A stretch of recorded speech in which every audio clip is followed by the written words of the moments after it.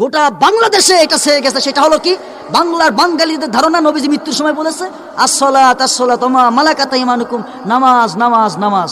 নবীজি মৃত্যুর সময় নামাজের কথা বলছে? শুধুই নামাজের কথা বলছে? আপনারা দ্বিধাদ্বন্দ্ব পড়ে, হুজুর এতদিন কি শুনলাম আর আপনি কি বলেন? দেখেন, নবীজি শুধু নামাজের কথা বলে নাই। মৃত্যুর সময় শেষ বাক্যগুলা কি ছিল এটা আমরা হারাই ফেলছি। আমরা শুধু একটা পাইছি, একটা নিয়ে, নামাজ। মৃত্যুর সময় নবীজি শুধু নামাজের কথা বলছে। আপনি খুলে দেখেন তিরমিজি শরীফের 2676 নম্বর হাদিস, আপনি খুলে দেখেন ইবনে মাজার 42 নম্বর হাদিস, আপনি খুলে দেখেন আবু দাউদের 1007 নম্বর হাদিস, আপনি অনায়াসে হাদিস পেয়ে যাবেন।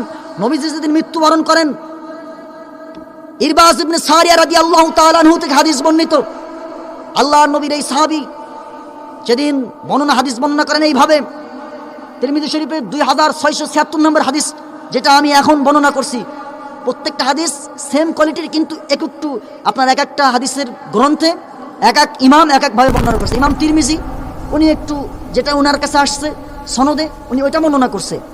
ইমাম ইবনে মাজা ওনার কাছে যেটা আসছে উনি ওইটা বর্ণনা করছে, হয়তো একটু বেশ কম হয়েছে, কিন্তু হাদিসের মূল ভিত্তিটা, হাদিসের মূল তাৎপর্যটা একই। হাদিসের মূল তাৎপর্যটা কি? একই।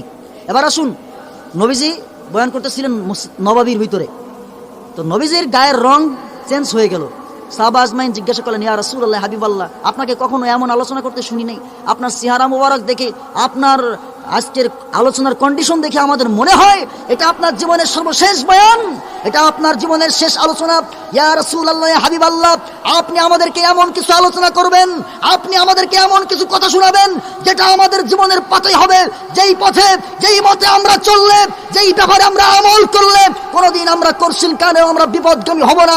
আমরা কুসংস্কার থেকে, আমরা বাতিল থেকে, আমরা দুনিয়ার যে আপনি রেখে গেলেন সঠিক রাস্তায়, ইহদিনাস সিরাতাল মুস্তাকিম, এই রাস্তায় আমরা সঠিকভাবে চলতে পারবো। ওই রাস্তার ব্যাপারে আমাদেরকে কিছু বলে যান। আল্লাহ নবী সেই দিন বলেছিলেন, আমার ভাইয়েরা, শুধু নামাজের কথা বলেছিলেন না, বিরাট বড় এক হাদিস বলেছিলেন বিদায় ভাষণে, বিরাট এক হাদিস বলেছিলেন। প্রথম বলেছিলেন, ও সাহাবারা, অচিরেই এমন একটা সময় এই পৃথিবীর জমিনে মানুষের ভিতরে দেখতে পাবে, যেই সময় মানুষের ভিতরে দলে দলে বিভক্ত হবে, মানুষ হবে ইসলামের নাম ধরে 2.5 ঘন্টা দল হবে। কত দল? আওয়াজ করে বলেন, কত দল? একজনে বলবে একটা, আর একজনে বলবে আর একটা। আমার ভাইয়েরা, কিন্তু দেখা যাবে কোনোটাই কোরআনে হাদিসের সাথে মিলছে না।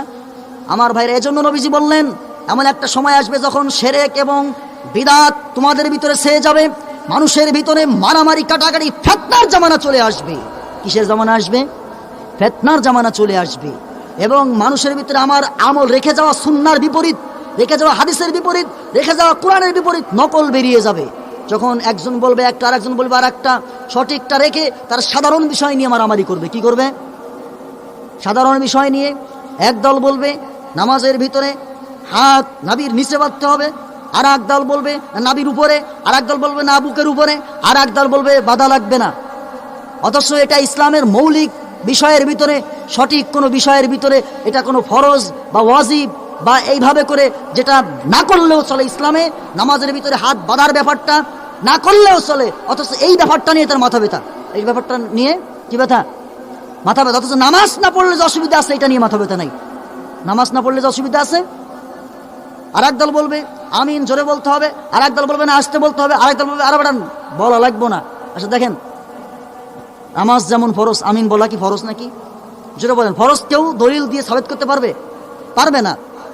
আমি জোরে বললাম অথবা বললাম না, আমার নামাজ কি হবে না? হবে না। তাহলে আমি যদি বলি যে জোরে বলছো কে, মসজিদ থেকে বের করে দাও, আসলে তরিকাটা কি ঠিক হবে? জোরে বলেন, ঠিক হবে? ঠিক হবে না। কারণ আমিন বলাটা এটা যদি ইখতিলাফি মাসআলা, এটা ফরজ নয়। এটা সাহাবীর থেকে এক হাদিসে জোরে বলার ব্যাপারে আসলো, এক হাদিসে আস্তে বলার ব্যাপারে আসলো।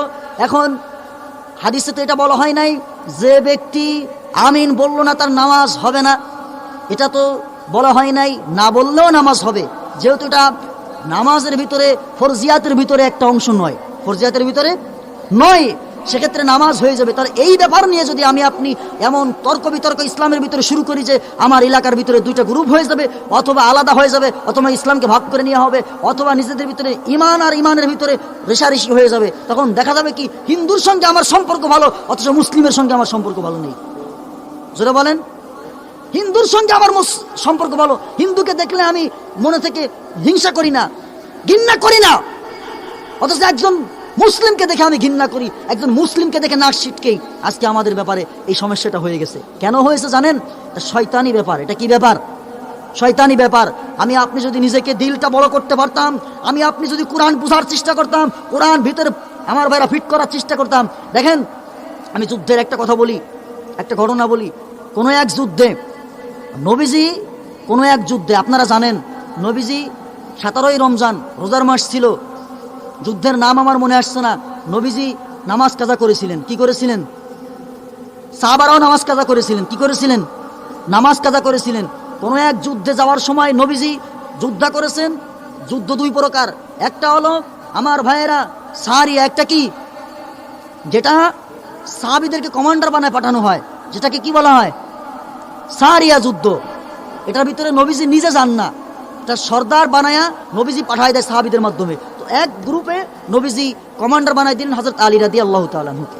যুদ্ধের ভিতরে যাওয়ার সময় আল্লাহ নবী বললেন, এটা হচ্ছে মুর্শিদপুরের এলাকা, নবীজি বললেন তোমরা ঢাকায় গিয়ে নামাজ পড়ো। বোঝার চেষ্টা করবেন, তোমরা কোথায় গিয়ে নামাজ পড়বা? ঢাকায় গিয়ে নামাজ পড়বা। ইতিমধ্যে যখন 10 জন গ্রুপ করে পাঠাইছে, কমান্ডার হলেন হযরত আলী রাদিয়াল্লাহু তাআলা আনহু। পদ্মা সেতু পার হয়ে গিয়ে অথবা পদ্মার আগে ভাঙ্গা পর্যন্ত গিয়ে আসরের সালাতের আজান হয়ে গেছে। কিসের সালাত? আসরের সালাতের আজান হয়ে গেছে। আমার ভাইয়েরা সাহাবা ইকরামের ভিতরে দুই দল হয়ে গেল। এক দল বলল নবীজি বলেছে ঢাকায় গিয়ে আসরের নামাজ পড়তে। কোথায় গিয়ে? ঢাকায় গিয়ে।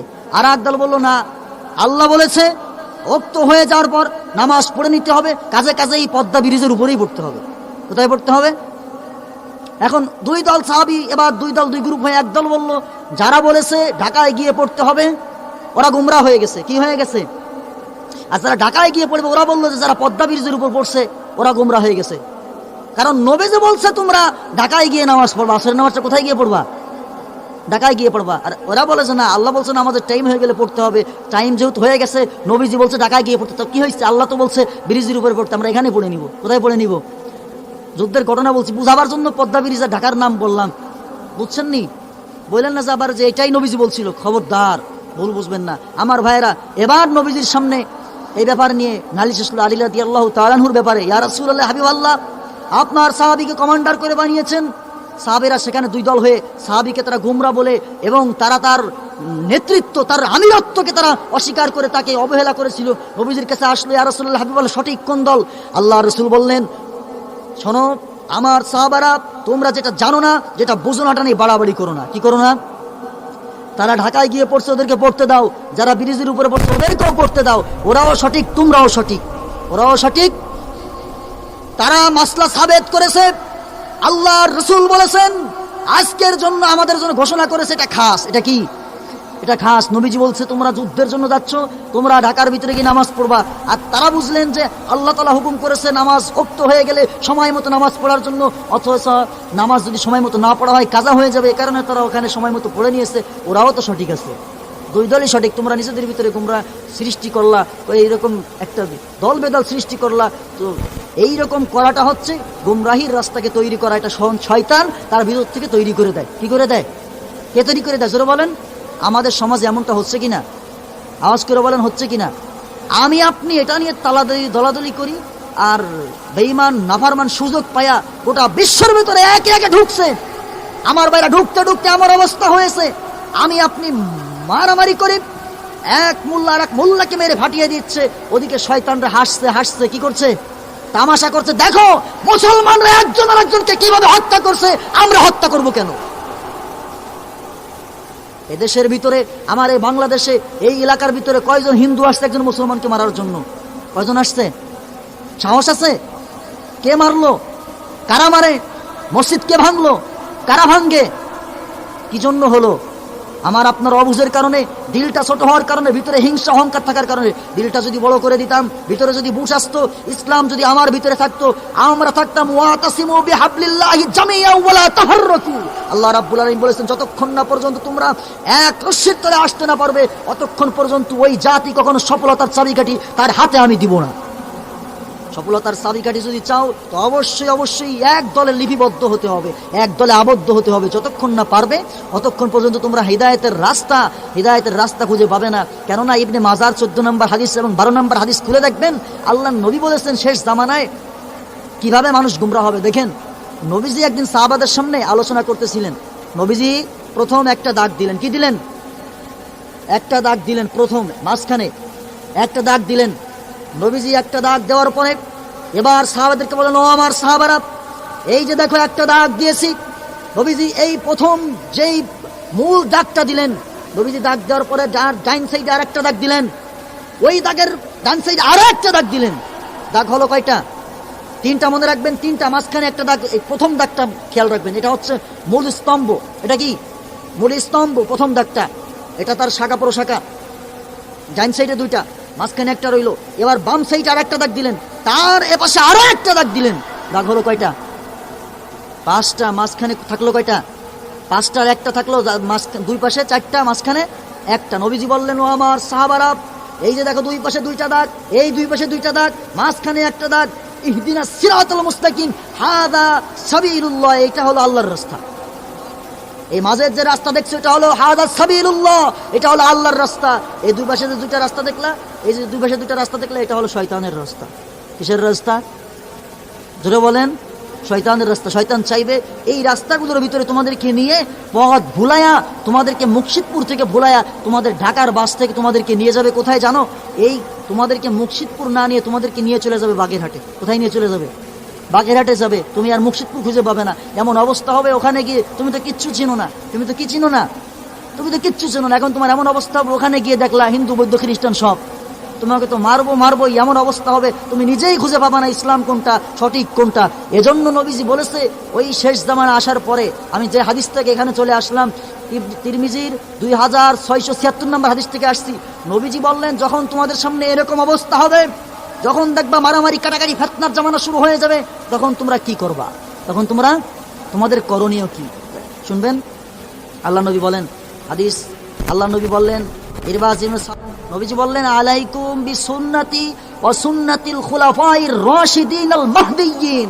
ওই জামানা যদি তোমাদের সামনে আসে, অবশ্যই অবশ্যই আমি রাসূলের রেখে যাওয়া সুন্নাত, আমার সাহাবীদের রেখে যাওয়া সুন্নাত এবং পথ ও মত, আমার খুলাফায়ে রাশিদিন হিদায়াত প্রাপ্ত সাহাবীদের পথকে তোমরা অনুসরণ করবে। এবং শুধু করবেই না, তোমরা সেটাকে দাঁত দিয়ে কামড়ে ধরার মতো শক্ত করে এমন ভাবে ধরবে যেন ছুটে না যায়। কি না হয়? ছুটে না যায়। তাহলে কি হবে? যদি ছুটে যায় তাহলে তোমরা ওই গুমরার ভিতরে পড়ে যাবে। খবরদার, আমার সুন্নাত এবং আমার রেখে যাওয়া সাহাবীদের সুন্নাতকে মানবে। মানুষের তৈরি করা মনোনীত পথ এবং মতকে মানার চেষ্টা করবে না, তাহলেই বিপদগামী হবে। এলো আলোচনার সার সংক্ষেপ কিছুটা বললাম আমার ভাইয়েরা। কোরআন এবং হাদিস আমাদের সামনে কেন এসেছে? আমাদেরকে সঠিকটা বোঝার জন্য। কি জন্য? আসলে যেভাবে আলোচনা করতে চাই ওইভাবে আসলে সব জায়গায় হয় না, মানুষ উঠে যায়। কি করে? কি হয় জোরে বলেন? উঠে যায়। মানুষ চায় যে একটু সুরতাল হোক, একটু গান বাজনা হোক, একটু ঘটনা হোক, সহি হোক আর জয়ীফ হোক, ওটা খেয়াল করে না। এটা হলেই শুনতে চায়। কি করতে চায়? শুনতে চায়। আচ্ছা ঠিক আছে, আপনারা যে কজন আছেন উঠবেন নাকি? কেউ শুনবেন তো? আমি যে কজনের আলোচনা করব, শোনেন আমার ভাইয়েরা। আল্লাহ পাক রব্বুল আলামিন এবার কুরআনুল কারীমের ভিতরে কুরআন সম্পর্কে সুন্দর করে বলে দিলেন, ওয়া কুনতুম ফি রাইবিম মিম্মা নাযালনা আলা আবদিনা ফাতু বিসূরাতিম মিন মিসলি। আমার ভাইয়েরা, কুরআনুল কারীমের সূরাতুল বাকারা আয়াত নাম্বার 21 আল্লাহ রাব্বুল আলামিন বললেন, যারা কোরআনের ব্যাপারে সন্দেহ করে, যাদের কোরআনের ব্যাপারে সন্দেহ রয়েছে, কোরআনের ব্যাপারে যাদের মতামত রয়েছে, কোরআনের ব্যাপারে যাদের সন্দেহ রয়েছে, ফাতু বিসূরাতিম মিন মিসলি, তারা যদি পারে কোরআনের মতো একটা সূরাকে তৈরি করে দেখা। কি করে জোরে বলেন? অদু শুহাদাকুম মিন দুনিল্লাহ, এই ব্যাপারে তাদের যত বন্ধু আছে, তাদের যত সাহায্যকারী আছে, ওদের সাহায্যের জন্য তারা নেয়। অদু মিন দুন শুহাদাকুম মিন দুনিল্লাহ। এবার আল্লাহ রাব্বুল আলামিন বললেন, ফাইল্লাম তাফালু, আর যদি তোমরা সেটা করতে না পারো। আচ্ছা বলেন তো, কোরআনের মতো একটা সূরা তৈরি করবে, তার যত সাহায্য সহযোগিতা আছে, বন্ধু বান্ধব আছে, তাম পৃথিবীর মানুষ কি চেষ্টা করে কোরআনের মতো একটা সূরা, দূরের কথা কোরআনের মতো একটা ওয়ার্ড তৈরি করতে পারবে একটা আয়াতের? আমার ভাইরা, আল্লাহ রাব্বুল আলামিন বললেন ফাইন লাম তাফআলু, যদি তোমরা সেটা করতে না পারো, ওয়ালান তাফআলু তাগিদ ব্যবহার করে বললেন, এখানে তাগিদ বললেন, ওয়ালান তাফআলু লানে তাগিদ এনে বললেন অবশ্যই অবশ্যই সেটা তোমরা করতে পারবে না। যদি তা করতে না পারো তাহলে কি করবে? ফাত্তাকুন নারাল্লাতী ওয়াকুদুহান নাস। আল্লাহ রাব্বুল আলামিন বললেন যদি তোমরা তা করতে না পারো, ফাত্তাকুন নারাল্লাতী ওয়াকুদুহান নাস ওয়াল হিজারা, জাহান্নামের আগুন থেকে বাঁচার জন্য চেষ্টা করবে। আমার ভাইরা, সেই জাহান্নাম কোন জাহান্নাম? আল্লাহ রাব্বুল আলামিন নিজেই বলে দেন সেই জাহান্নাম হলো ওয়াকুদুহান নাস ওয়াল হিজারা উইদ্দাত লিল কাফিরিন। আল্লাহ রাব্বুল আলামিন বললেন ওই জাহান্নামটা হলো এমন জাহান্নাম, দুনিয়ার জাহান্নামকে আমার ভাইরা প্রজ্বলিত করা হয়। আমার ভাইরা, দুনিয়ার জাহান্নামকে, দুনিয়ার আগুনকে জ্বালানো হয় পাটখড়ি। আমার ভাইরা, পাটখড়ি আর তুলা এরকম লাকড়ি, শুকনা লাকড়ি দিয়া দুনিয়ার আগুন কিন্তু জ্বালানো হয়। ভেজা কোনো জিনিস দিয়া, পাথর ইট পাটকেল দিয়া কিন্তু আমার ভাইরা, লোহা লক্কর দিয়া কিন্তু দুনিয়ার আগুন জ্বলে না। জোরে বলেন ঠিক কিনা? ঠিক তদরূপ আল্লাহ রাব্বুল আলামিন বললেন জাহান্নামের আগুন এত ভয়ঙ্কর, এটা বোঝানোর জন্য আল্লাহ বললেন এটা প্রজ্বলিত করা হয়েছে, এটা প্রস্তুত করা হয়েছে কাফেরদের জন্য। কাদের জন্য? উইদ্দাত লিল কাফিরিন, এটা প্রজ্বলিত করা হয়েছে, প্রস্তুত করা হয়েছে কাফেরদের জন্য। এই অল হিজারা, এই জাহান্নামকে প্রজ্বলিত করা হবে দুনিয়ার পাটখড়ি দেওয়া না। এটা ফরিদপুর গোপালগঞ্জের পাটখড়ি না, দুনিয়ার বাঁশের পাতা না, এটা দুনিয়ার কোনো লাকড়ি না। চালানো হবে মানুষ এবং পাথর দ্বারা। কি দ্বারা? মানুষ জাহান্নামের ভিতরে জ্বলবে, আগুন জ্বলবে তো জ্বলবে পাথর দিয়ে জ্বলবে। তাহলে আগুনটা কেমন হবে? হাদিসের ভিতরে আসছে তিরমিজিতে, উকিদাত আলান নার ফাইয়া সাউদা মুজরিমা। আল্লাহ নবী বলেছেন জাহান্নামের আগুনকে প্রথম 1000 বছর প্রজ্বলিত করা হয়েছে। 1000 বছর পরে জাহান্নামের আগুনের রং হয়ে গেছিল হলুদ, দুনিয়ার যে আগুনটা এটা।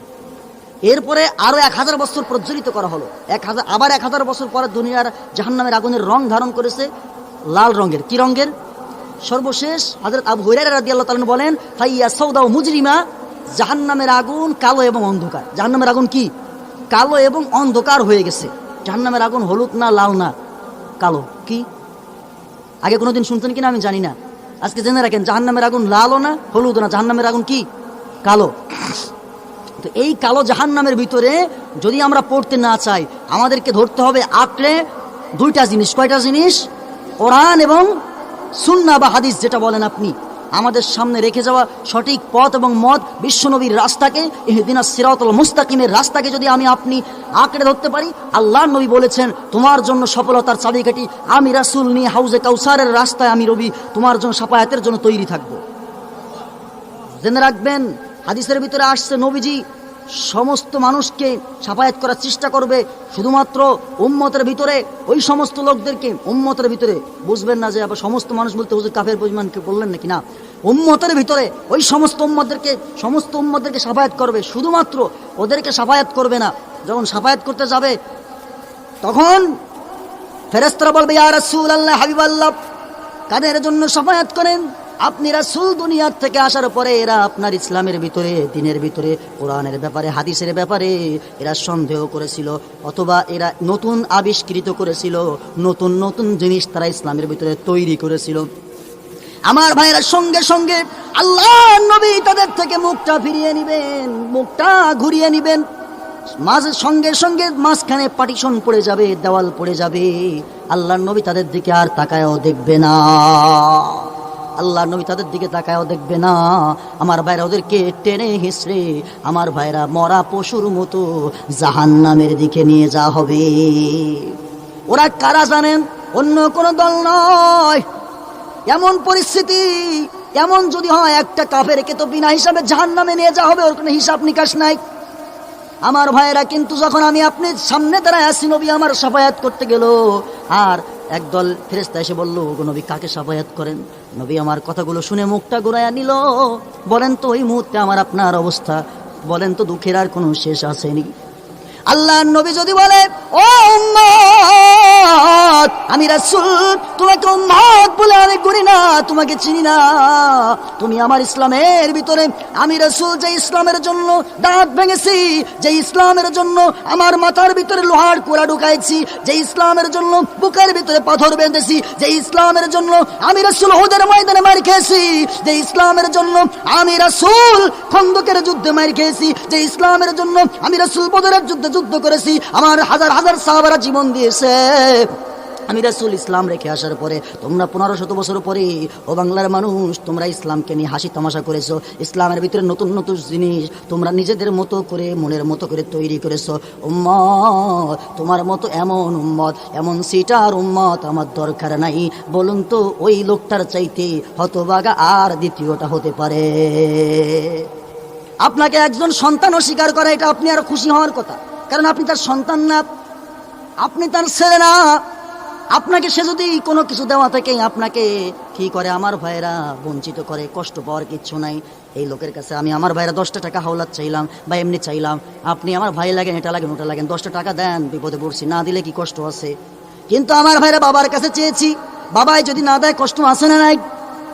অবশ্যই আছে। এখন দেখেন আমার ভাইরা বিপদ, যদি আমার ভাইয়ের একজন কাফের যদি জাহান্নামে যায় ওর তো কষ্ট থাকবে না, কারণ ও জানে আমার ভাইয়ের তো যাই না যাবে কবরের ভিতরে যার সঙ্গে সঙ্গে ওর আমল নামা খানা যখন সামনে আসবে, ফলাফল খানা যখন আসবে, সো সঙ্গে সঙ্গে দেখতে পারবে আমি ইমানি হালাতে ছিলাম না, আমি শিরক করতাম, আমি বিদআত করতাম, আমি ইমান আনি নাই, আমি এক আল্লাহর উপরে বিশ্বাস আনি নাই, আমি আমানতু বিল্লাহ এই শব্দটা আমি বিশ্বাস করি নাই, যার কারণে জাহান্নামে এসেছি। কিন্তু একজন মুমিন বলবে আমি তো আমানতু বিল্লাহ বলেছি। কি বলেছি জোরে বলেন? আমানতু বিল্লাহ বলেছি, কুল হুয়াল্লাহু আহাদ এটাও স্বীকার করেছি, এটাও মেনেছি, কিন্তু আমি জাহান্নামে কেন যাব? আমি জাহান্নামে? আপনি জাহান্নামে যাবেন এজন্য আপনি জাহান্নামে যাবেন, আপনি ইসলাম জানছেন, শুনছেন, শিখছেন, কোরআন পড়ছেন, সবই জানেন, নামাজও জানেন, নামাজও পড়েন, মুখে দাড়িও আছে, টুপিও আছে, কিন্তু আপনি এমন কিছু কাজ করেছেন যেটার কারণে ইসলামের গোলাগুলো কেটে গেছে, যার কারণে আপনার নামটা ইসলামের খাতা থেকে কেটে দিয়ে আপনার নামটাকে ওই যে হিন্দু বৌদ্ধ খ্রিস্টান আছে ওদের নামে তো দেওয়া হয় নাই, বরং ইসলাম বিরোধীর খাতায় এটাই দেওয়া হয়েছে। এটার নাম হলো আল কোরআন হুজ্জাতুল লাকা আলাইকা। জোরে বলেন ঠিক কিনা?